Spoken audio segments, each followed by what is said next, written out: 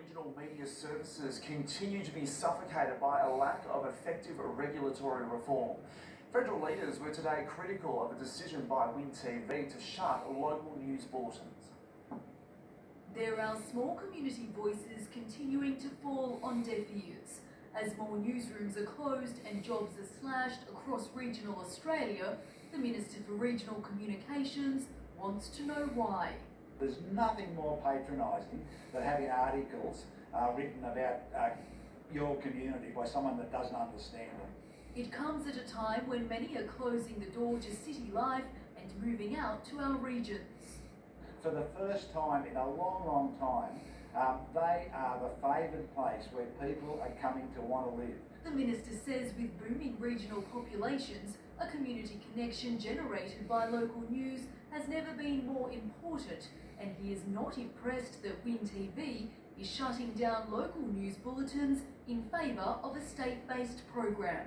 And I don't believe they've lived up to their share, their part of the obligation of which they agreed to do. The industry, though, disagrees. Prime Media says the responsibility for the latest closures sits fairly and squarely in the laps of those politicians who have stood in the way of regulatory reforms that would otherwise have secured local news programming into the future. The government, for its part, maintains that a green paper on the future of media will help alleviate the situation and is instead taking a swipe at those companies shutting newsrooms.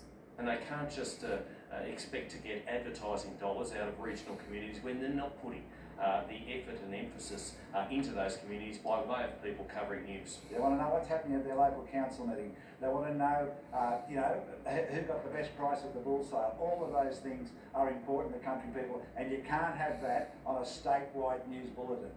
The Minister is now calling for an audit into the public news gathering program that distributed $50 million worth of relief to Australian media. Mariana Sarin, Prime 7 News.